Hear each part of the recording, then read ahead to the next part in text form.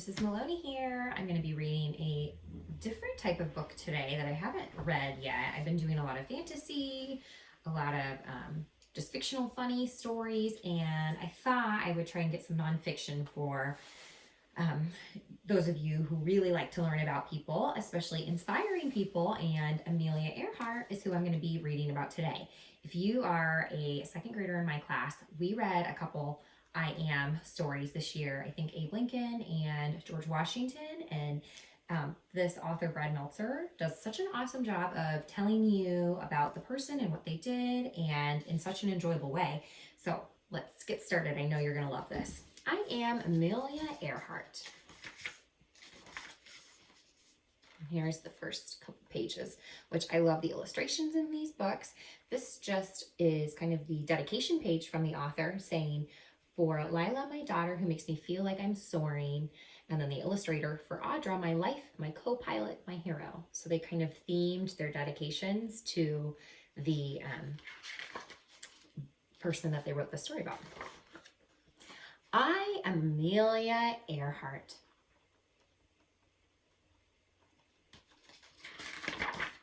When I was little, people told me that girls should wear dresses and play with dolls.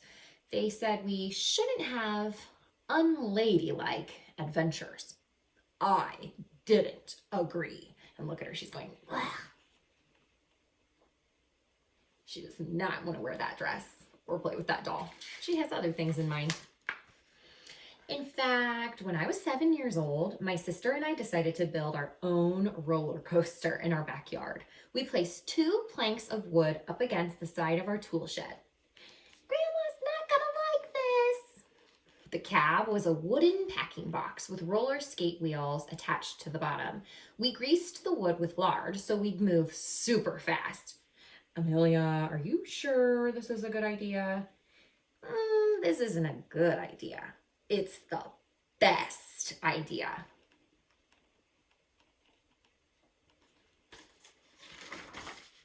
Of course, I got to ride first. This was my moment. Here we go in 3, 2. Look, they can barely watch. They're like, "Oh." I still remember the wind in my face. My stomach seemed to sink. I was flying.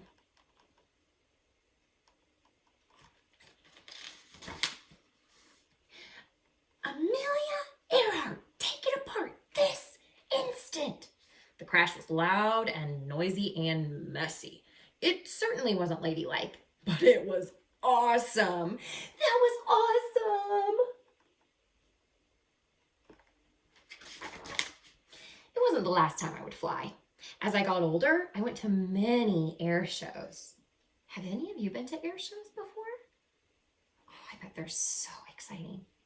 When I was 23 years old, but still a kid at heart, my dad took me to meet Frank Hawks, a man who would eventually set many of his own flight records. For $10, Hawks agreed to take me on my very first flight. You ready? I'm ready. For 10 minutes, we flew through the sky and out over the Pacific Ocean. By the time I was 200 or 300 feet off the ground, I knew one thing. I had to fly. Look, they're upside down. Can you imagine? To save for my flying lessons, I worked as a truck driver, which wasn't ladylike either. It's going, "Move it, Mac." A stenographer, which is a fancy schmancy word for someone who writes down what people say. Blah, blah, blah, blah, blah, blah, blah. She's writing. And even a photographer. Say snook. She's going to take that picture.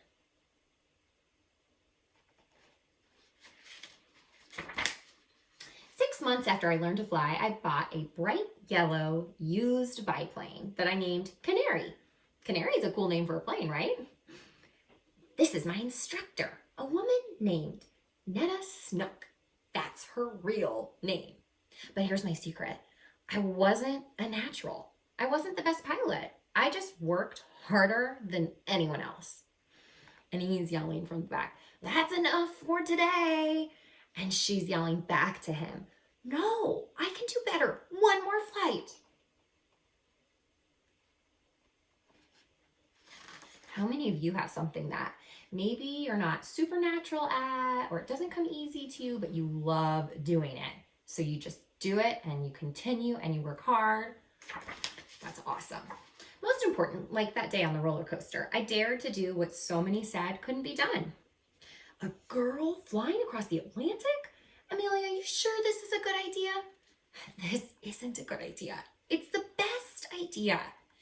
I became the first woman to fly across the Atlantic Ocean, and then the first woman to fly by myself across the Atlantic. Back then, people took boats to get to Europe, sailing for weeks. Planes were still a new thing. In fact, on the day I took off, one magazine ran an article that said women would never be able to fly that far.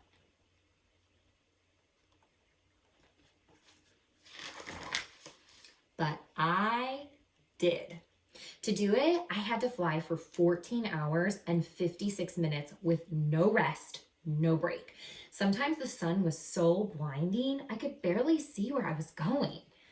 In the process, I also broke the record for crossing the ocean in the shortest time, doing it faster than any man or woman ever. This is awesome!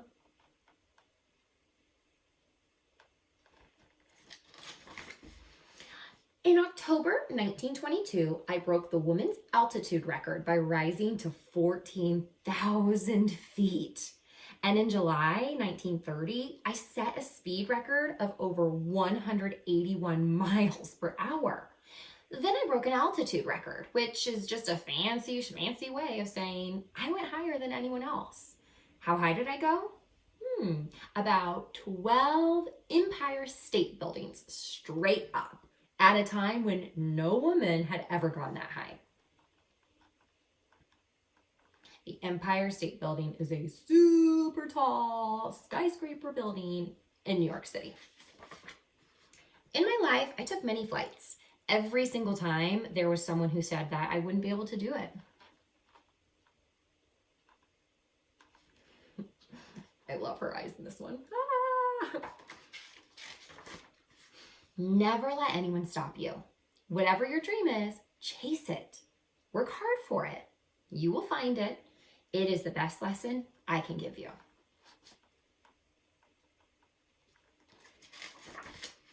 I am Amelia Earhart. I know no bounds, and I hope you'll remember that the greatest flight you'll ever take is the one no one has tried before.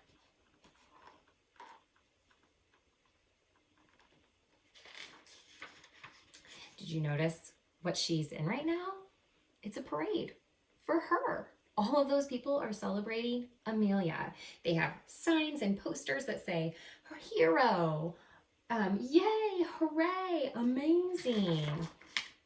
And then this is really neat. This is a real photograph of Amelia Earhart, and there's a quote that means words that she said.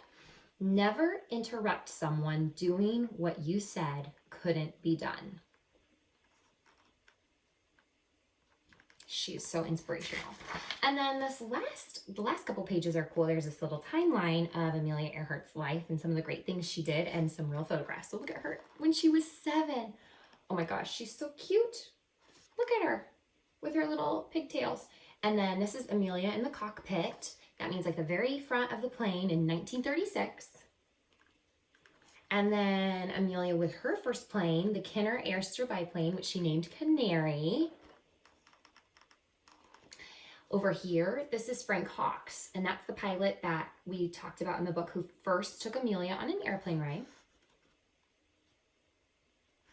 And then down here, this is Netta Snook, Amelia's flight instructor. So a couple things on her timeline. I'll read. July 24th, 1897, she was born in Kansas. December 28th, 1920, she took her first airplane ride. January 3rd, 1921, she started taking flying lessons. July of 1921, she bought her first plane, Canary. October 22nd, 1922, she broke a world record for altitude. Can you believe that? That was just 1 year after starting lessons to learn how to fly. Can you believe that? May 20 through the 21st, 1932, she was the first woman to fly alone across the Atlantic. 1932, later that year, she published her memoir. That means a book that she wrote about herself, and it was called The Fun of It. June of 1937, she began an attempted flight around the world, and then, of course, a month later, that same year, she disappeared over the Pacific Ocean. And we talked a little bit about her and how we still have not discovered what really happened. It's a very big mystery. It's an unsolved mystery.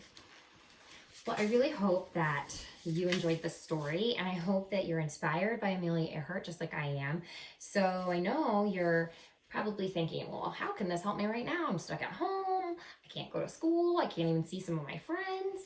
But think about maybe something that you love to do.